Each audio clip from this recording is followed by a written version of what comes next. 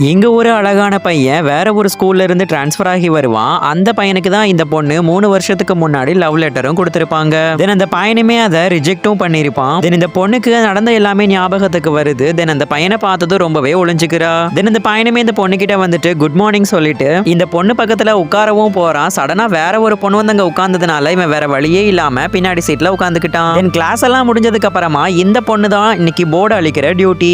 So அதனால இந்த பொண்ணுமே போர்டை ரப் பண்ணிட்டு இருக்கிறா. பார்த்தா இந்த பையன் அந்த பொண்ணுக்காக வெயிட் பண்ணிட்டு இருக்கிறான். தென் இந்த பொண்ணு கிட்டயுமே வந்துட்டு நம்ம நல்ல ஃப்ரெண்ட்ஸா இருக்கலாமா அப்படின்னு சொல்லி கேட்கிறான். அதுக்கு அந்த பொண்ணுமே இல்ல அதெல்லாம் முடியாதுன்னு சொல்லிட்டு வெக்கப்பட்டு அங்க இருந்து போயிடுறா. இதுக்கப்புறம் இந்த ஸ்டோரியில என்னாச்சுன்னு பாக்குறதுக்கு முன்னாடி மறக்காம இந்த வீடியோக்கு ஒரு லைக் கொடுத்து எங்க சேனலையும் சப்ஸ்கிரைப் பண்ணிக்கோங்க.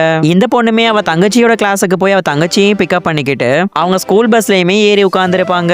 பார்த்தா அதிர்ஷ்டவசமா இந்த பையனும் அந்த பொண்ணுமே ஒன்னாதான் உட்கார்ந்துருப்பாங்க. இந்த பொண்ணுமே பாக்குறதுக்கு பெயரஞ்ச மாதிரி இருக்கிறதுனால அந்த பையனும் அந்த பொண்ணு கிட்ட போயிட்டு நீ ஏன் என்னைய பார்த்து ரொம்பவே வியர்டா பிஹேவ் பண்ற, இது உன் கேரக்டரே கிடையாது, நம்ம 2 பேரும் மீட் பண்ணி 3 வருஷம் ஆச்சு, இந்த 3 வருஷத்துல என் ஞாபகம் உனக்கு ஒரு தடவை கூட வரலையா, உனக்கு என்கிட்ட பேசணும்னே தோணலையா அப்படின்னு சொல்லி கேட்கிறான். தென் மறுநாள் ஸ்கூலுக்கு போயிட்டு நடந்த எல்லா விஷயங்களையுமே அவளுடைய ஃப்ரெண்டு கிட்ட ஷேர் பண்ணிட்டு இருக்கிறா. தென் அப்படியே ஸ்கூல் முடிஞ்சதுக்கு அப்புறமா ஸ்கூலை விட்டு வெளியிலயுமே வரா. அப்பன்னு பார்த்து இந்த பையனுமே இந்த பொண்ணுக்காக வெயிட் பண்ணிட்டு இருக்கிறான். இந்த கதையோட நெக்ஸ்ட் பார்ட் வேணும்னா பார்ட் 2ன்னு கமெண்ட் பண்ணுங்க.